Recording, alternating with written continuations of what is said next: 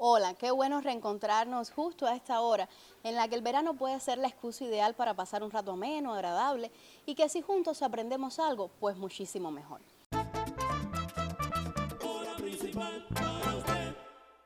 Hoy conversamos sobre los buenos modales, el comportamiento cívico, cómo la contemporaneidad y la educación formal, la etiqueta, pueden ir aparejadas o no.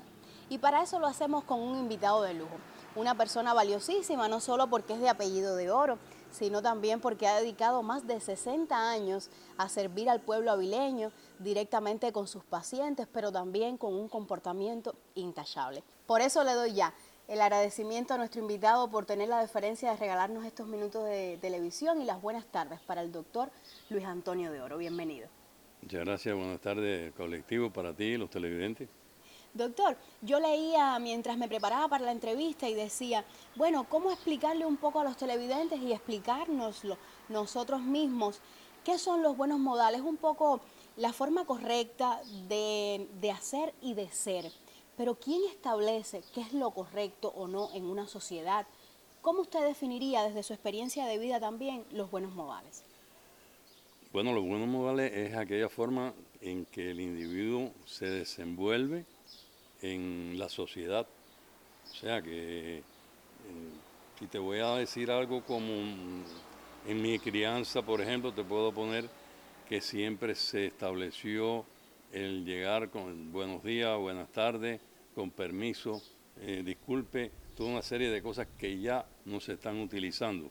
Entonces, no es solamente que nos los enseñaron nuestros padres, que había en la escuela había una asignatura que se llamaba moral y cívica, que se daba en los colegios, se daban esas asignaturas y ahí pues uno aprendía a cómo comportarse en la sociedad en que vivía.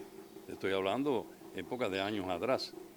Ese comportamiento ha ido disminuyendo, yo creo, al extremo de que ya se ha perdido mucho de esas cortesías y de esos valores. Ahora, doctor, si hablamos de estas actitudes y usted mencionaba los valores, vamos a hablar entonces mucho más allá de un término superior.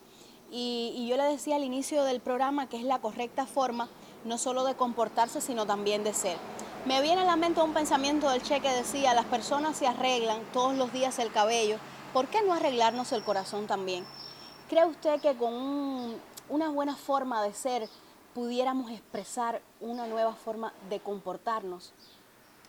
Yo pienso que sí, hay un pensamiento también que dice que la dureza de estos tiempos no nos haga perder la ternura de nuestros corazones. Y yo creo que es una cosa muy cierta, que no debemos perder, a pesar de que se pase trabajo, que se pasen muchas dificultades para vivir, para trabajar, para conseguir las cosas, no debe perderse esa ternura que nosotros tenemos en el corazón. Tanto para los amigos, para los compañeros de trabajo, como para la familia. Y es una cosa que realmente se está perdiendo. Ahora, a lo largo de los años, las distintas clases sociales, los contextos también, han determinado los comportamientos de las personas según su estado, según su posición o según su jerarquía. Pudiéramos decir que alguien sencillo, humilde, con su actitud correcta, se le abrirían puertas, puede llegar a suplir carencias o viceversa, que una persona que quizás tenga determinado estándar social o determinado nivel de adquisición no sea capaz de manifestar esos buenos comportamientos. Yo creo que sí abre puertas. Abre puertas porque, tú, a ver, por ejemplo, te voy a poner, no es lo mismo que usted llegue a un lugar y le diga al que está en la recepción, vengo a ver a fulano de tal, que usted diga, buenos días, con permiso, yo quisiera ver a fulano de tal. Esa persona se va a sentir más gratificada, se va a sentir que usted la vio, la reconoció y la está saludando. Creo que sí es necesario. Yo le voy a proponer, doctor, una breve pausa. Continuamos el diálogo más adelante porque ahora vamos a nuestros habituales compromisos promocionales. Enseguida regresamos.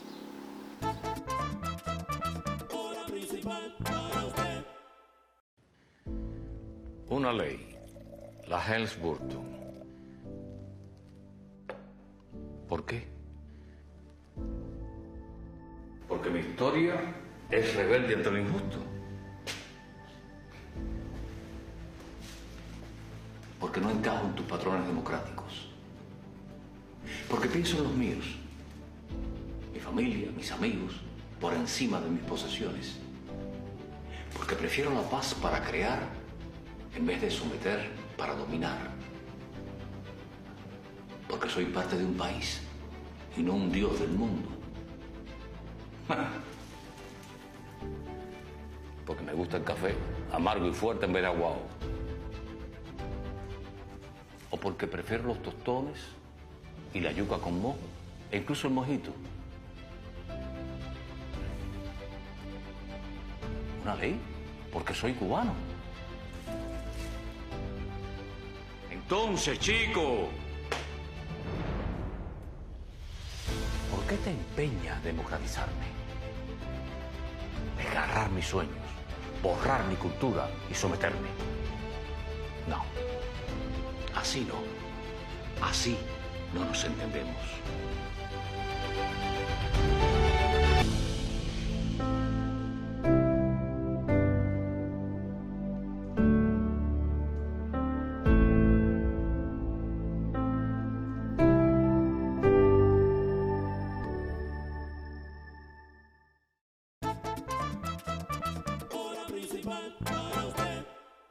En Hora Principal nos debatimos esta tarde a partir de una interrogante. ¿Puede la etiqueta ser vencida por la contemporaneidad? Conversamos con el doctor Luis Antonio de Oro, un placer que nos haya acompañado hoy. Doctor, a veces relacionados a estos temas hay cuestiones de la convivencia, como por ejemplo la puntualidad, la higiene. Estoy pensando tal vez en el reggaetón del vecino, en comportamientos que pueden afectar, como decía, nuestra convivencia.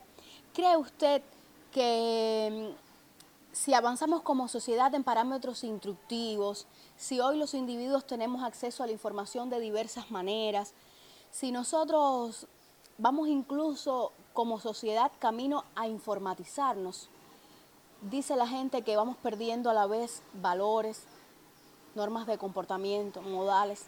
¿Comparte usted este criterio? ¿Cree que sea así? Bueno, yo te voy a decir algo. Los valores y esas cuestiones se están perdiendo desde antes de que apareciera los móviles, las computadoras, ya empezaron a perderse. Y yo pienso, y lo he leído en algunos lugares, que se va perdiendo la humanización, se va perdiendo la sociabilidad con los compañeros, porque ya no existe el amigo, ese compañero que te pone la mano en el hombro y te dice, yo estoy aquí para lo que necesites. Ya se utiliza el amigo por internet, ese que tú hablas con él pero no sabes dónde está. Eso es una de las cuestiones que a veces los juegos nos hace perder también. En los niños, sobre todo, ya se está pensando en que los niños se afectan mucho con estos juegos, sobre todo el llamado chupete electrónico, que le dan el móvil, niño, estate tranquilo, coge, juega con el móvil.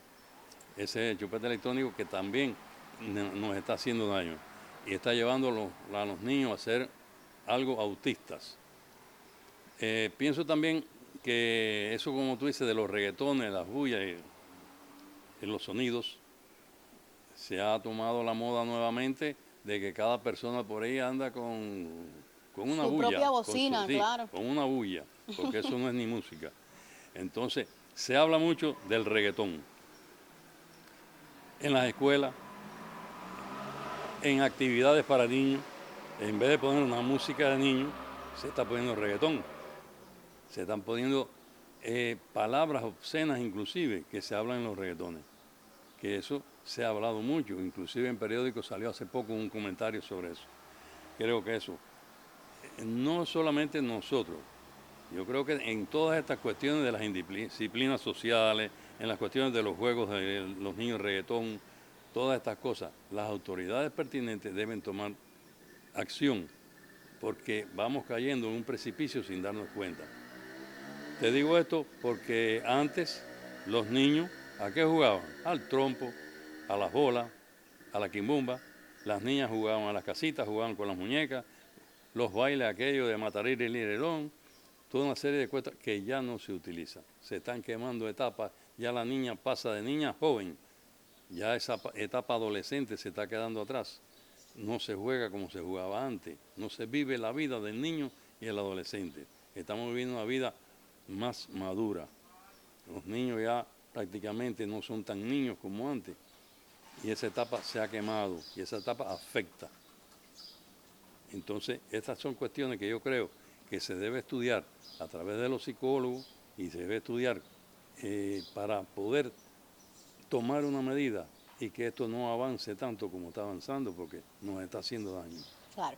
Hace poco el crítico Rolando Pérez Betancourt publicaba en un diario de prensa de nuestro país sobre este tema y decía que para no pecar y no dejarse guiar por lo que veía diariamente más o menos, había hecho una revisión documental a nivel internacional sobre cuestiones de este tipo. Y él consideraba, y así lo evidenció públicamente, que estaban los buenos comportamientos, los buenos modales, en riesgo de desaparecer.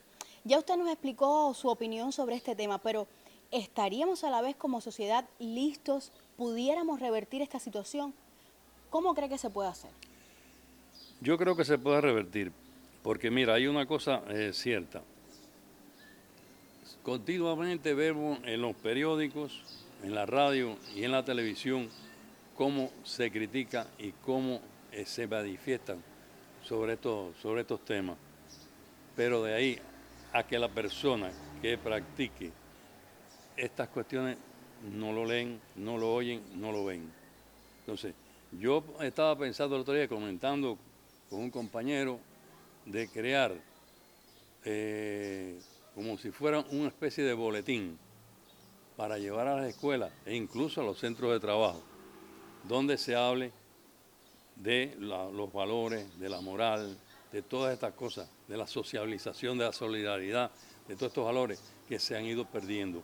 Hice como si fuera un esbozo de un boletín de esto y se lo entregué personalmente a la directora del Ministerio de Educación y le di mi teléfono para que lo leyera y me llamara para poder discutir y ver de qué manera se puede hacer llegar un boletín a las escuelas, que inclusive se puede hacer llegar a los centros de trabajo y que en ese matutino se discuta todas estas cuestiones, de modo que los niños lo puedan llevar a su casa y los trabajadores también y vayan comprendiendo el por qué es necesario recuperar todas estas cosas que se han ido perdiendo y se siguen perdiendo. O sea, sería dedicar un pequeño fragmento del tiempo diario de cada cual en una institución o no a reflexionar sobre estas cuestiones. Eso es lo que usted está proponiendo. Claro, es un proyecto, es un esbozo de un proyecto de hacer un boletín pequeño que puede ser dirigido, ya te digo, por el Ministerio de Educación.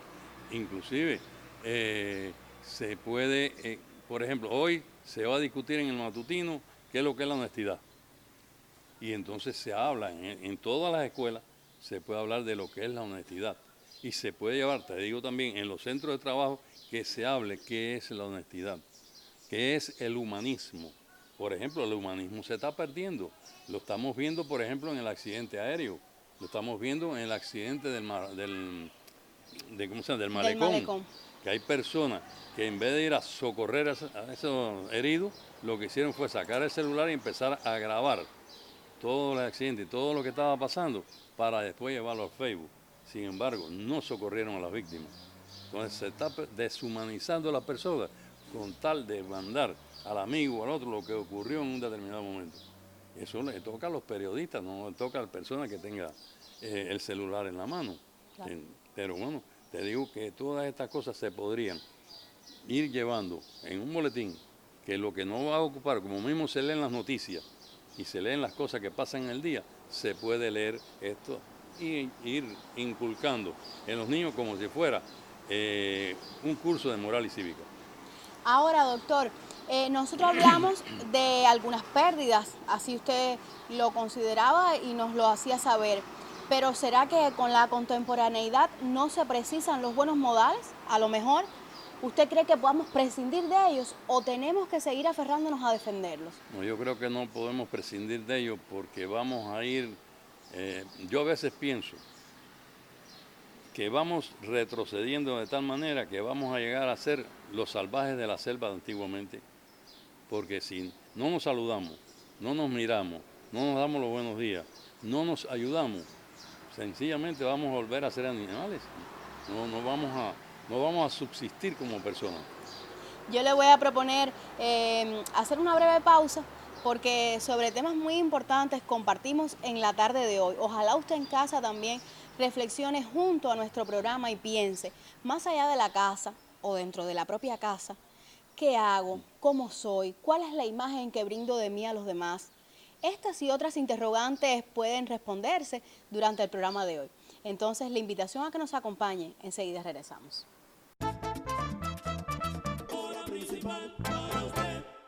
Me gusta la naturaleza, me gusta trabajar un poco la tierra, me gusta hablar con el pasto, con las hormigas, con la naturaleza, qué sé yo. Son chifladuras mías, no importa. De repente a otro le gusta otra cosa, jugar al fútbol, sí, dormir siesta bajo un árbol, no sé. Esa es la libertad. Y creo que la felicidad está en ese cachito de tiempo que uno logra para gastarlo en aquellas cosas que a uno le gustan. En ese momento eres libre, por lo tanto eres feliz. Y es tan hermosa la vida que si uno no pelea para que la vida sea feliz, ¿qué sentido tiene la vida? Lo que tiene sentido es pensar, porque hay mucha gente joven. Y si sos joven, tienes que saber esto. La vida se te escapa y se te va minuto a minuto. Y no puedes ir al supermercado y comprar vida. Entonces, lucha por vivirla. O logras ser feliz con poco y liviano de equipaje, porque la felicidad está dentro tuyo, o no logras nada. Inventamos una montaña de consumo superfluo y hay que tirar y vivir comprando y tirando. Y lo que estamos gastando es tiempo de vida. Porque cuando yo compro algo, o tú, no lo compras con plata. Lo compras con el tiempo de vida que tuviste que gastar para tener esa plata. Pero con esta diferencia. La única cosa que no se puede comprar es la vida. La vida se gasta. Y es miserable gastar la vida para perder libertad. Nada vale más que la vida. Luchen por la felicidad. Y la felicidad es darle contenido a la vida y rumbo a la vida y no dejarte que te la roben. Un segundo consejo a los jóvenes. Lo imposible cuesta un poco más. Y derrotados son solo aquellos que bajan los brazos y se entregan. La vida te puede dar 1000 tropezones en todos los órdenes, en el amor, en el trabajo, en la aventura de lo que estás pensando, en los sueños que pensás concretar. Pero 1 y 1000 veces estás hecho con fuerza para volverte a levantar y volver a empezar. Porque lo importante es el camino. Es la hermosura de vivir al tope, de querer la vida en cualquier circunstancia y luchar por ella e intentar transmitirla. Porque la vida no es solo recibir, es antes que nada dar algo de lo que tenemos y por jodido que estés, siempre tenés algo para darle a los demás. Hora principal para usted. Decimos en nuestro programa que no es casualidad, que esta es una historia que tenía que ser. Por eso tratamos siempre de compartir temas relacionados con lo más intrínseco de la personalidad humana, sus valores, sus comportamientos. También en este afán que tenemos hoy como sociedad de construir y de ayudar a formar mejores personas. Hoy nos debatimos sobre la reflexión del respeto hacia los demás evidenciado en las normas de comportamiento. ¿Cree usted, doctor, que respetar a los demás debe partir del respeto que sentimos por nosotros mismos? Sí, como no. Uno tiene que respetarse y darse a respetar. Y al darse a respetar, estamos respetando también a las demás personas. Y ahora que me hace esa pregunta, estoy recordando en etapas de mi juventud, cuando los muchachos nos fajábamos, o dos jóvenes se fajaban, o dos hombres se fajaban en la calle. El que caía al suelo, el otro esperaba que se levantara para volver a empezar la lucha de nuevo. Eso era respeto. Ya no se respeta eso. Ya damos un empujón, un golpe o algo que cae en el suelo, van 4 o 5 a darle golpe. Eso no es ni de hombre, ni es de seres humanos. Es lo que te decía ahorita. Esos son animales, que cae uno y le caen los demás. Y hay que tener respeto en esas cuestiones. Esa es una parte que entra la honestidad.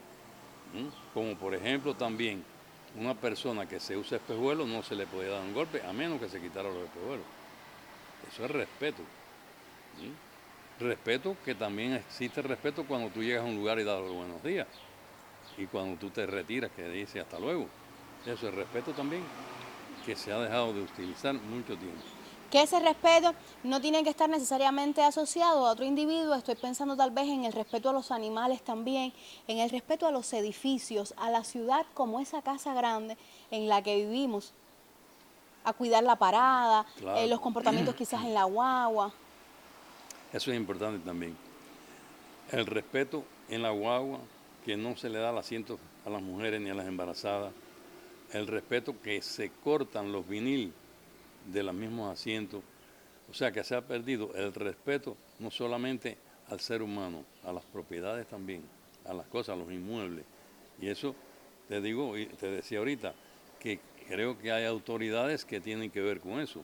Lo que esas autoridades deben funcionar y tiene que haber alguien que las haga funcionar. Debería ser la ley más fuerte.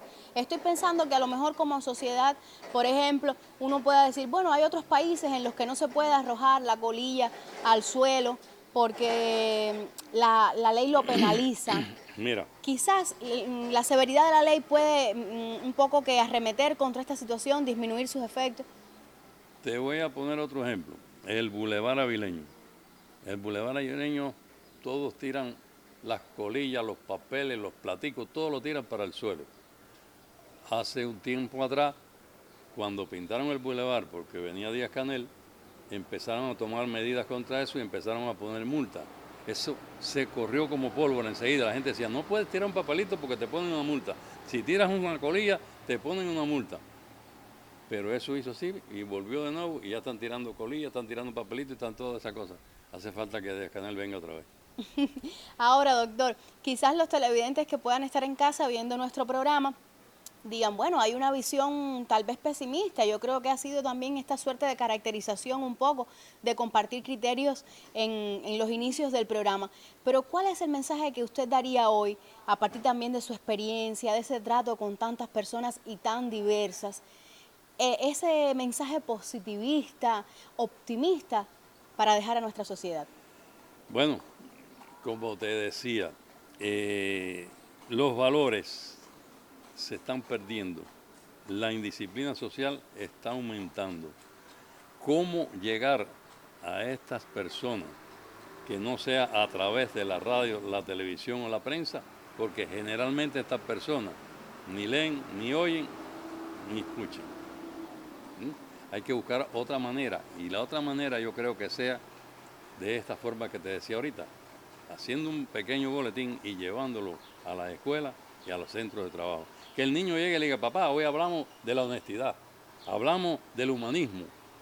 O que tú llegues a tu casa y digas, hoy en mi centro de trabajo discutimos sobre la humanidad, el humanismo. ¿Te das cuenta? Yo creo que esa es una forma en que debe... ¿qué pasa también? Que quizás esas personas no tengan un vínculo laboral, pero sí tienen un hogar y tienen una casa. Y ahí se va seguramente a comentar sobre lo que se habló en esa escuela o en ese centro de trabajo. Yo creo que solo en el boletín no estaría también la solución, que puede haber otras ideas que incrementar como sociedad, cada cual desde su sector, desde su esfera. Claro, yo pienso que sí, pero yo estoy dando mi idea, ¿no? Que pueden surgir otras ideas de otros compañeros, de otra forma, llevarlas de otra manera. Que lo lleven a una radio, televisión, a los lugares donde esas personas pernoctan con más frecuencia. Que lo pongan como ponen el cigarro, hace daño que haga recuperar los valores, algo, ¿no? En la bebida, en alguna manera que les haga llegar cómo no perder los valores. Y sobre todo hay una cosa importante, a los padres que se preocupen dónde están sus hijos, qué hacen sus hijos, con quiénes andan sus hijos. ¿No? Esos niños que ahora la han cogido con aparecerse a las 4 o las 5 de la mañana en la casa, ¿dónde estaban? Eso es una cosa importante también. Se trata del respeto a la familia, pero también de respetarnos a nosotros mismos y de ese modo comportarnos. Claro, ¿Sí? ¿Usted quería decir algo más? No, yo quería decirte también otra cosa que olvidaba, que a veces me impresiona que estas personas que tienen estas conductas son personas que han perdido de cierta manera su autoestima y quieren de alguna manera llamar la atención para levantar ellos su autoestima. Que esto es, la pérdida de la autoestima es una cosa importante y debe ser valorada por psicólogos, deben saber por qué. Claro. Esas personas que se paran en medio de la calle a conversar y entonces tienen que venir un carro, pipi, oye, ¿qué pasa? Y eso lo hacen por llamar la atención. O sea, cosas que pasan así. Doctor, yo le agradezco que nos haya regalado esta conversación. Usted es muy querido en la familia de la televisión, también en la radio y en todos los locutores de Ciego de Ávila, por ese afán siempre de que seamos mejores personas, de llegar con el consejo oportuno, con la recomendación precisa. Éxitos en el desempeño de la labor y nuevamente el agradecimiento por aceptar la invitación. Muchas gracias. A ustedes en casa, como siempre, la invitación para que regrese la próxima semana. Nosotros pretendíamos pasar un rato ameno y agradable, que si además aprendió algo, muchísimo mejor. Hoy con la invitación a reflexionar, a pensar, a cuestionarnos quiénes somos y cómo nos comportamos en sociedad. Me despido, pero lo hago deseosa de encontrarnos la próxima semana aquí, en este programa donde nada es casualidad, porque esta es una historia que tenía que ser. Buenas tardes. Hora principal.